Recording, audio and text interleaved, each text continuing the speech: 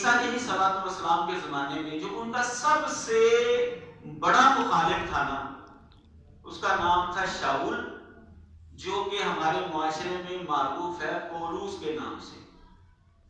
عیسیٰ علیہ السلام کی زندگی میں سب سے بڑا مخالف یہودیوں میں سے یہ تھا۔ جب عیسیٰ علیہ السلام آسمانوں پر چلے گئے تو اس نے یہ دعویٰ کیا کہ مجھے کشف ہوا ہے اور میرے پاس مسیح آیا ہے، اور اس نے کہا کہ مجھے تانگ نہ کیا کر، تو میری بات کو مان، میرے پیغام کو آگے پہنچا۔ اس نے عیسائیت کا لبادہ اڑا لیا، جو سب سے بڑا مخالف تھا۔ جب اس نے عیسائیت کا لبادہ اوڑھا، پڑھا لکھا تھا، فلسفے کو جانتا تھا، سمجھتا تھا، اس نے حواریوں کے مقابلے میں ایسے نظریات پیش کیے کہ لوگ جو ہے سمجھنا شروع ہو گئے کہ یہ ٹھیک ہے۔ حواری جو بات کر رہے تھے، چونکہ عیسیٰ علیہ السلام صرف یہودیوں کے لیے، بنی اسرائیل کے لیے نبی بنا کر بھیجے گئے تھے، تو حواری جو ہے وہ بنی اسرائیل کو تبلیغ کرتے تھے۔ اس نے دوسرے مذاہب کے لوگوں کو بھی تبلیغ کرنا شروع کر دیا۔ یہودیوں کے لیے کہتا ہے میں یہودی بنا، بے دینوں کے لیے بے دین بنا، اور بت پرستوں کے لیے اسی طرح کا بن کر میں کسی طریقے سے ان کو کھینچ کر لا رہا تھا۔ اب اس نے جو نظریات دیے، چونکہ یہ عیسیٰ علیہ السلام کا شاگرد نہیں تھا، اس نے شاگردوں کے مقابلے میں نظریات دیے، عیسیٰ علیہ السلام کو نبوت کے درجے سے بڑھا کر آگے پیش کر دیا، اور یہ کہا کہ وہ جو سولی پر لٹکے تھے نا، وہ ہمارے گناہوں کے لیے لٹکے تھے، ہمیں شریعت سے آزاد۔ یہ اس طرح کی باتیں اس نے شروع کر دی۔ حواری جو ہے وہ سائڈ پر ہوتے گئے، جو اصل شاگرد ہے۔ اصل شاگرد جب کارنر پر لگ گئے، سائڈ پر ہو گئے، تو اس کے نظریات معاشرے کے اندر پھیل گئے۔ جب اس کے نظریات معاشرے کے اندر پھیلے تو لوگوں نے سمجھا کہ عیسائیت اسی چیز کا نام ہے۔ آج عیسائیت جو ہے وہ عیسیٰ علیہ السلام کا پیغام نہیں، یہ اس پولوس کا پیغام ہے۔ عیسیٰ علیہ السلام نے تو توحید کی دعوت دی تھی،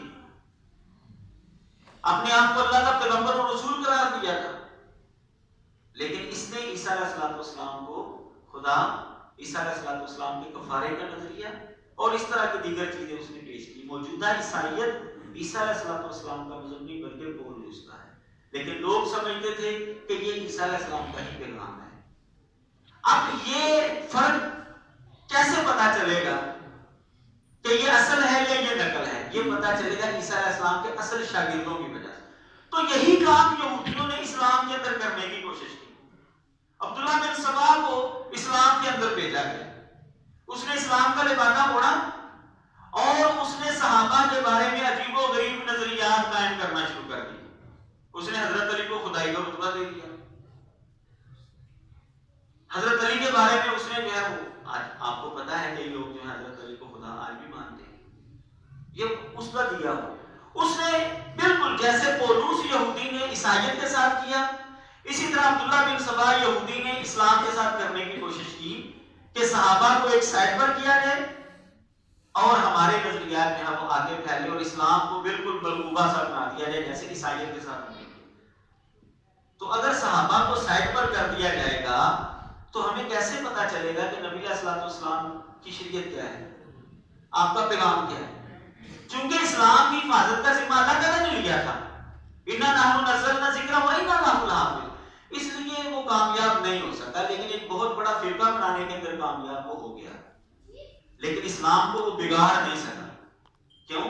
کہ صحابہ کو ماننے والے ان کے جانثار ہمیشہ ہر زمانے کے اندر موجود رہے۔ تو یہ ہمارے ایک سلسلہ جو سند ہے، اور آپ حیران ہوں گے کہ یہ سلسلہ سند جو ہے نبی تک اسلام کے علاوہ کسی مذہب کے پاس نہیں ہے۔ آج بھی ہمارا یہ چھوٹا سا حافظ جو ہے نا 5-6 سال کا، اس نے قرآن مجید حفظ کیا ہے، آپ اس سے لے کر رسول اللہ صلی اللہ علیہ وسلم تک ایک متصل سند جو ہے وہ معلوم کر سکتے ہیں، سن سکتے ہیں۔ چھوٹے سے حافظ سے لے کر نبی علیہ السلام تک متصل سند، درمیان میں کوئی واسطہ گرا ہوا نہیں ہے، کوئی راوی ضعیف نہیں ہے، جبکہ دیگر مذاہب کے پاس کوئی ایسی سند نہیں ہے کہ جس سے وہ یہ ثابت کر سکے کہ ہمارے نبی نے یہ پیغام دیا تھا۔ صرف سنی سنائی باتیں ہیں، بس صرف سنی سنائی باتیں ہیں ان کے پاس۔ تو صحابہ کے بارے میں یہ نظریہ قائم کرنے کا اصل مقصد یہ تھا کہ جس طرح عیسائیت کے ساتھ ہاتھ کیا گیا ہے اسی طرح اسلام کے ساتھ بھی ہاتھ کر دیا جائے، اس کو بھی مکس کر دیا جائے، اس کے بھی عقائد اور نظریات جو ہیں وہ غلط کر دیے جائیں۔ لیکن اللہ تبارک و تعالیٰ نے اس کی حفاظت کا ذمہ چونکہ لیا تھا اس لیے کامیاب نہیں ہو سکے۔ بہرحال ہم آتے ہیں دوسرے حصے کی طرف کہ جو اعتراضات کیے جاتے ہیں صحابہ کے اوپر ہمارے معاشرے میں جو معروف ہیں ان کے حوالے سے میں کچھ گزارشات پیش کروں گا۔ پہلی بات جو ہمارے معاشرے میں معروف ہے، صحیح بخاری کی حدیث پیش کی جاتی ہے۔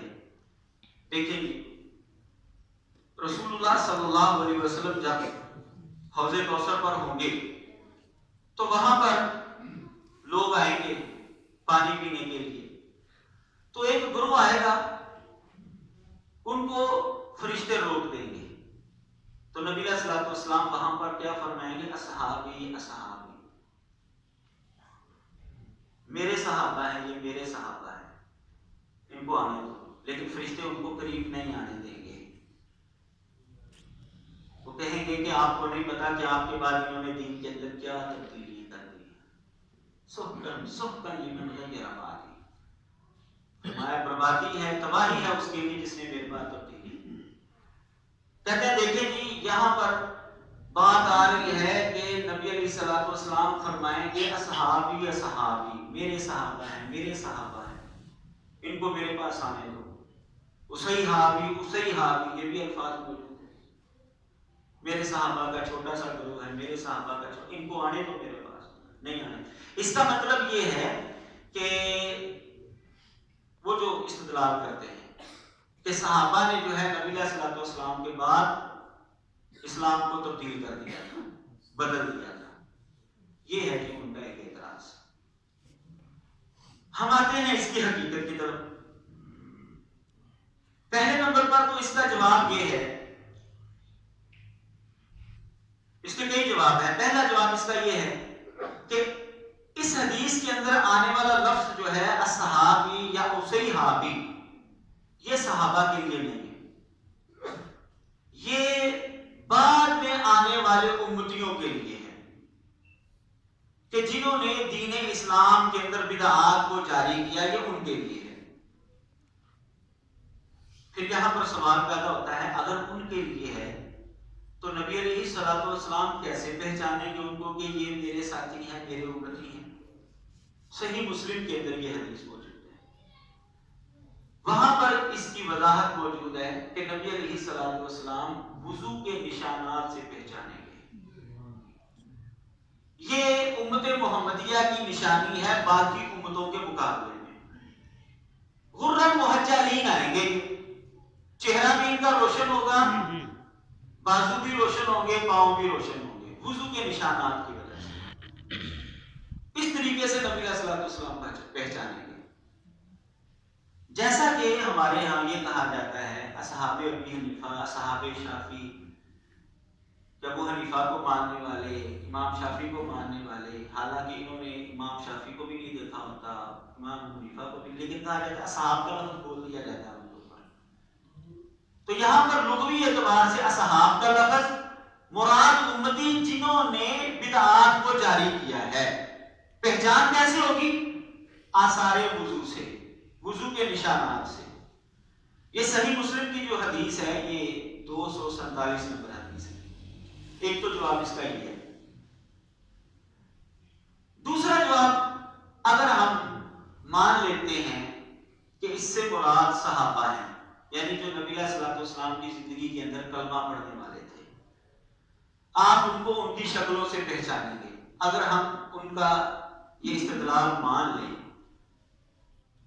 تو پھر اس کا جواب یہ ہے کہ اس سے مراد منافقین ہیں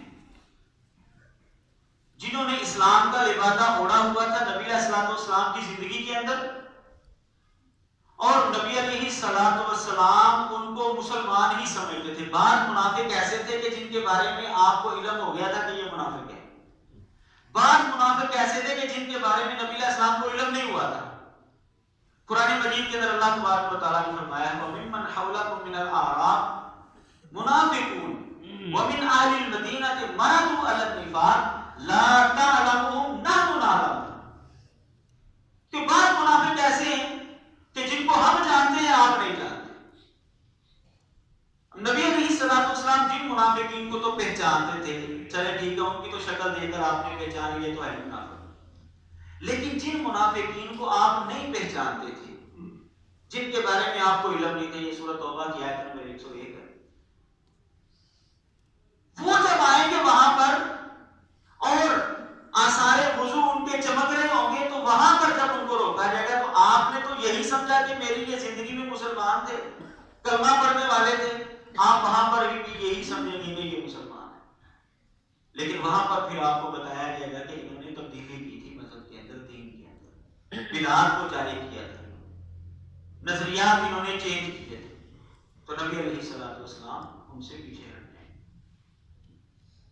اگر ان کو معمول کر لیا جائے نبی علیہ السلام کی زندگی کے اندر کلمہ پڑھنے والوں کے اوپر، تو پھر اس سے مراد منافقین ہیں، پھر اس سے مراد عام صحابہ پھر بھی نہیں بنتے۔ پھر یہاں پر سوال ہوتا ہے کہ کیا منافقین کو صحابی کہا جائے گا؟ تو لغوی اعتبار سے ان کو صحابی کہا جا سکتا ہے۔ دلیل اس کی صحیح بخاری کے اندر حدیث ہے کہ عبداللہ بن ابی نے جب نبی علیہ الصلوۃ والسلام کی گستاخی کی، رجعنا الی المدینہ لا یخرجن الاعز منها الاذل، جب یہ جملہ بولا تھا نبی علیہ السلام کو پتہ چلا، حضرت عمر بھی پاس موجود تھے، تو حضرت عمر نے اجازت چاہی کہ آپ اجازت دیں میں اس کی گردن اڑا دوں۔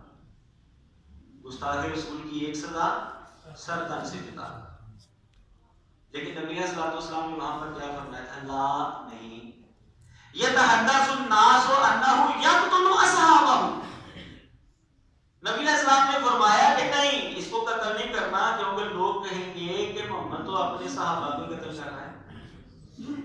لغوی اعتبار سے، ظاہری اعتبار سے نبی علیہ الصلوۃ والسلام نے منافق کے اوپر بھی صحابی کا لفظ بولا ہے، اصحاب کا لفظ بولا ہے۔ یہ صحیح بخاری کے اندر حدیث موجود ہے 3518 نمبر حدیث۔ اس حدیث سے یہ بات معلوم ہوئی کہ اگر یہ کوئی اعتراض کرے، جب ہم منافقین کے حوالے سے اس حدیث کو مانیں گے تو وہ اعتراض کرے کہ بھئی کیا منافق کو صحابی کہہ سکتے ہیں، تو اس حدیث سے پتہ چلتا ہے کہ بالکل ظاہری اعتبار سے ہم ان کو صحابی کہہ سکتے ہیں، لغوی اعتبار سے ان کو صحابی کہا گیا ہے۔ لیکن جو حقیقی صحابی ہے، جس کے لیے جنت کنفرم ہے، وہ کون ہے؟ کہ جس نے ایمان کی حالت میں نبی علیہ السلام کو دیکھا ہو اور اس کا خاتمہ بھی ایمان کے اوپر ہوا۔ منافق کے اوپر لفظی طور پر تو یہ بولا گیا ہے، لیکن حقیقی طور پر وہ صحابی نہیں ہے۔ کیوں؟ کہ اس کے دل کے اندر تو ایمان ہے ہی نہیں، اس کے دل کے اندر تو ایمان، لیکن لفظی اعتبار سے اس کو صحابی کہا گیا ہے۔ اگر جیسا کہ ہمارے معاشرے میں باور کروایا جاتا ہے کہ اگر اس سے جلیل القدر صحابہ مراد لینے ہیں، یہ حضرت ابوبکر رضی اللہ تعالیٰ عنہ کو، حضرت عمر، حضرت عثمان، حضرت عائشہ اور دیگر جو جلیل القدر صحابہ ہیں، یہ اصل میں ان کے اوپر فٹ کی جاتی ہے حدیث، یہ لوگ ان کے اوپر فٹ کرتے ہیں، یہ حوض کوثر والی حدیث۔ اچھا، اگر وہ صحابہ مراد ہیں جو ان کے ذہنوں میں ہیں، یا جو دبے لفظوں میں بیان بھی کر دیتے ہیں، یا جو ان کی کتابوں کے اندر موجود ہیں، اگر وہ صحابہ مراد ہیں تو پھر تو بھائی قرآن مجید کے اندر تضاد لازم آتا ہے۔ وہ ایسے کہ قرآن مجید تو ان صحابہ کے بارے میں جنت کی سند عطا کر رہا ہے، اللہ تعالیٰ اپنی رضامندی کا سرٹیفکیٹ مہیا کر رہا ہے قرآن مجید کے اندر، اور یہ حدیث بتا رہی ہے کہ یہ لوگ جنتی نہیں ہیں، پھر تو قرآن اور اس حدیث کے اندر تضاد لازم آتا ہے۔ اس کو کیسے حل کیا جائے گا؟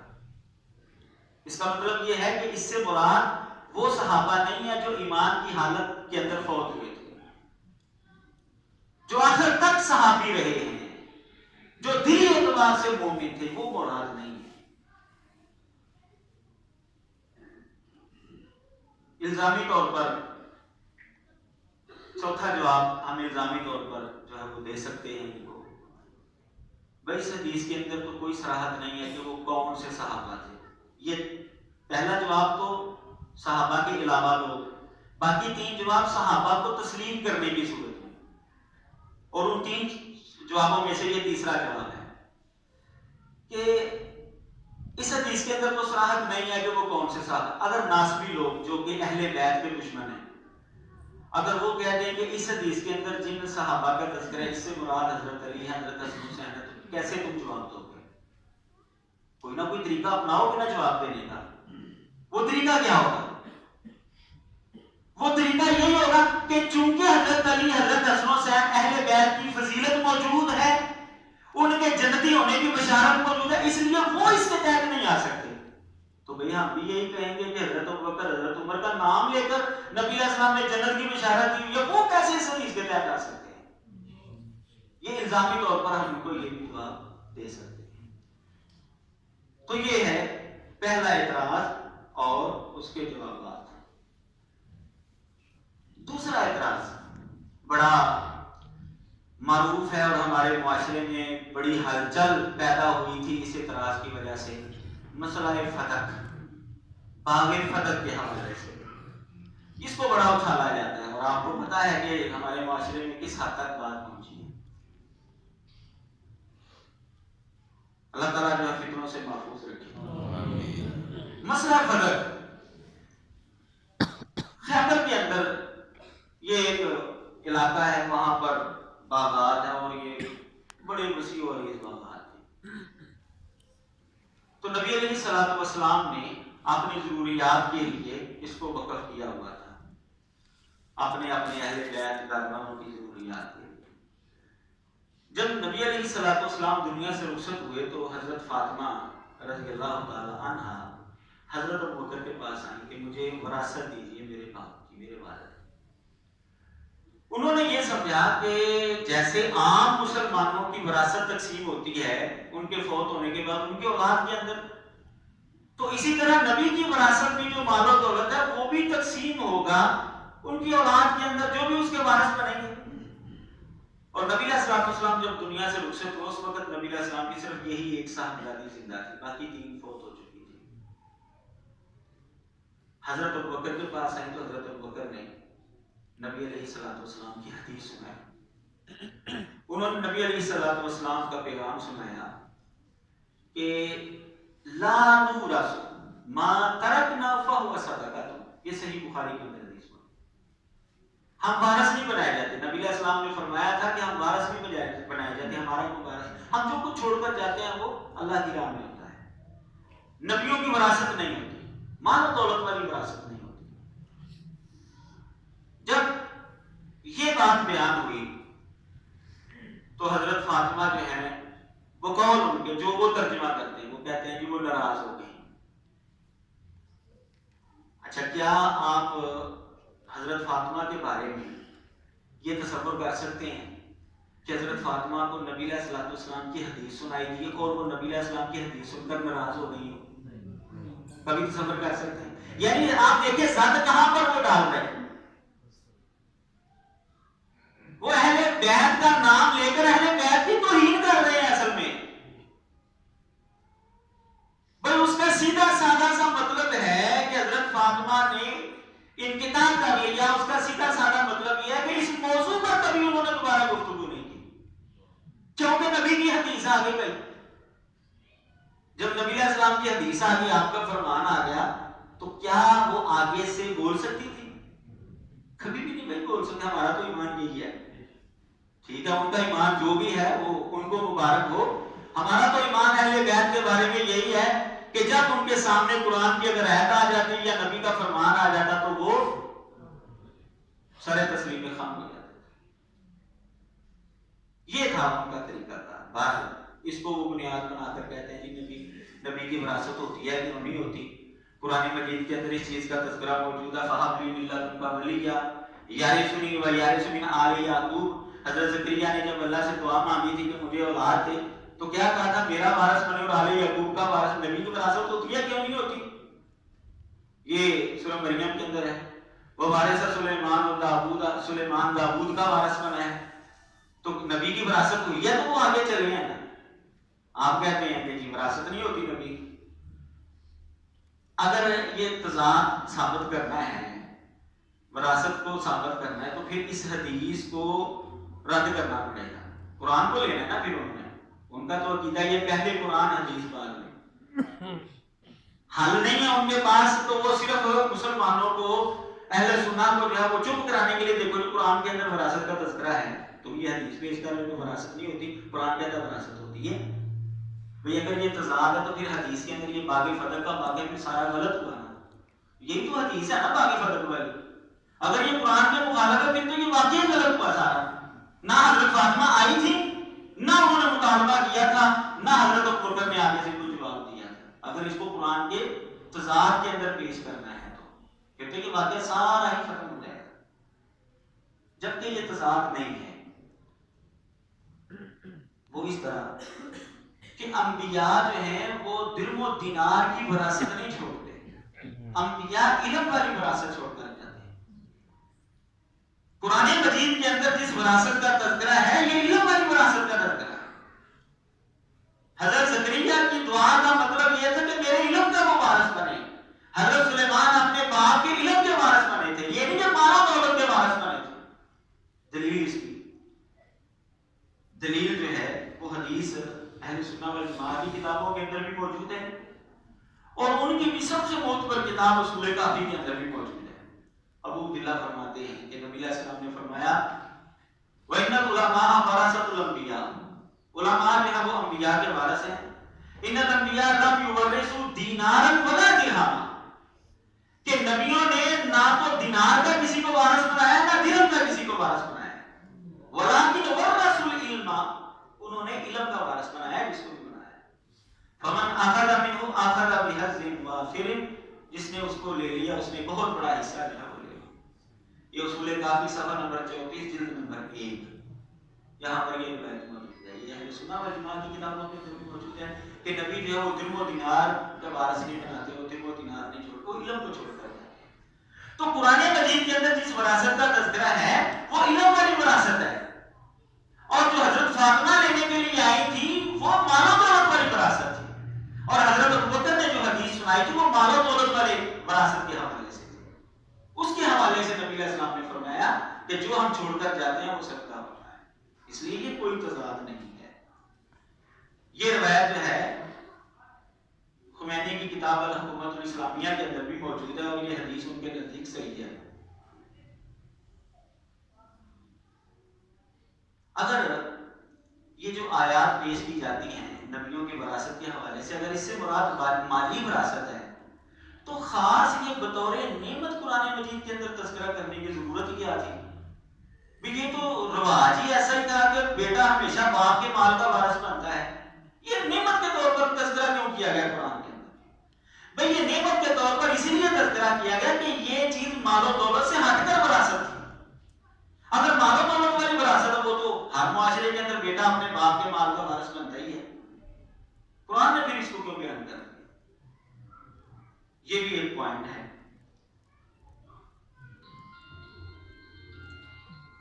اچھا، اگر فتح جو ہے وہ صرف بیٹی کا حق تھا، وہ وراثت لینے کے لیے آئی تھی، تو اگر یہ وراثت تقسیم ہونی تھی تو نبی علیہ الصلوۃ والسلام کی بیویاں بھی حق رکھتی تھی، نبی علیہ الصلوۃ والسلام کا چچا عباس بھی حق رکھتا تھا.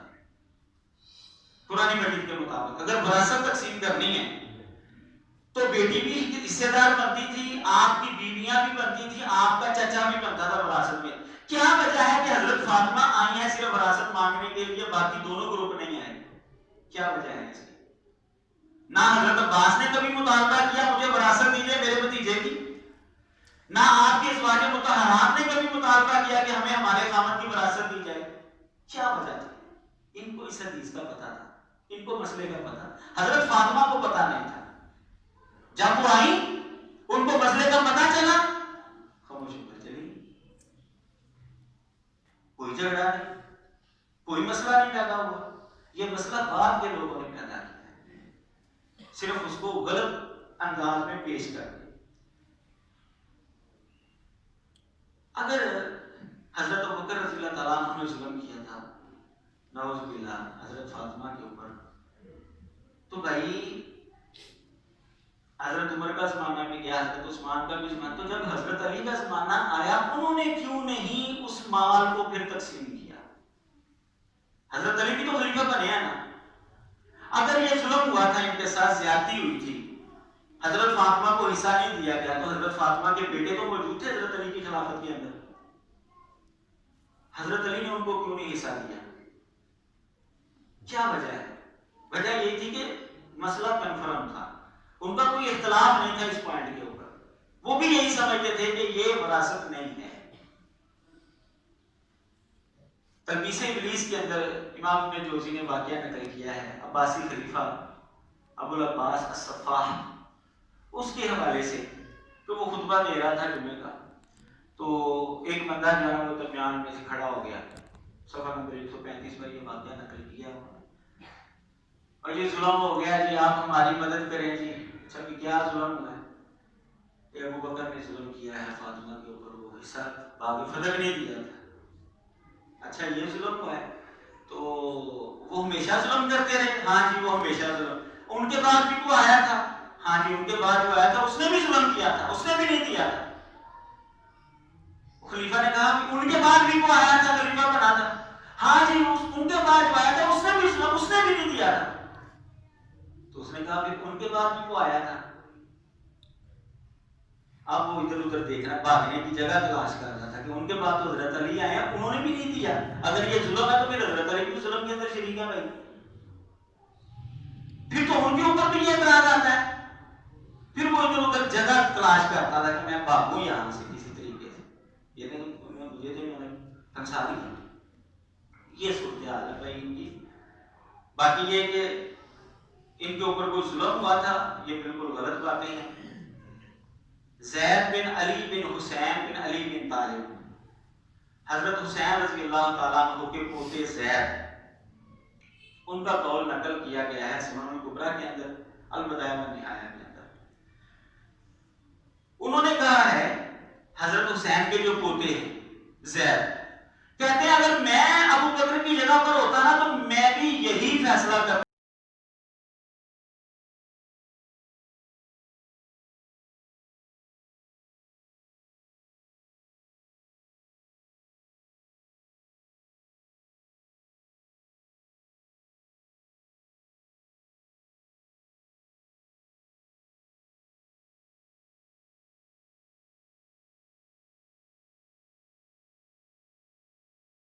خاندان کا نہیں، کوئی ظلم نہیں کیا انہوں نے.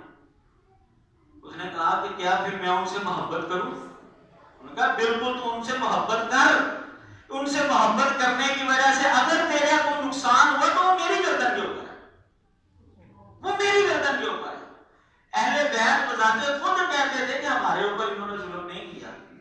یہ بات میں لوگوں نے افواہیں اڑائی ہوئی ہیں، یہ ان کی اپنی کتاب ہے شرح نہج البلاغہ لابن ابی الحدید، صفحہ نمبر 220 جلد نمبر 16، اس کے اندر یہ بات موجود ہے امام باقر کی. السقیفہ و فدق یہ بھی ایک کتاب ہے ان کی، صفحہ نمبر 110 پر یہ واقعہ موجود ہے امام باقر کا، حضرت باقر کا یہ قول موجود ہے وہاں پر. چھٹا جواب اس کا یہ ہے، کئی علماء یہ بھی کہتے ہیں کہ حضرت فاطمہ جو ہیں وہ حدیث نبوی سن کر جو ہیں وہ راضی ہو گئی تھی. یہ اہل سنت والجماعت کے علماء نے بھی بات لکھی ہے، قاضی ایاز نے بھی کہی ہے، امام قرطبی نے بھی کہی ہے، اور شیعہ عالم دین نے بھی یہ بات کہی ہے کہ حضرت فاطمہ حضرت ابوبکر سے راضی ہو گئی تھی. شرح نہج البلاغہ لابن میسم البحرانی، صفحہ نمبر 107 جلد نمبر 5 طبع تہران. یعنی ان کے علماء بھی اس بات کو مانتے ہیں کہ حضرت فاطمہ جو ہے وہ حدیث نبوی سن کر راضی ہو کر وہ ناراض ہو کر نہیں گئی تھی. لہذا جو جملہ پیش کرتے ہیں نا جی وہ ناراض ہو گئی تھی، انہوں نے کبھی ان سے کلام نہیں کی، وہ کلام کرنے کا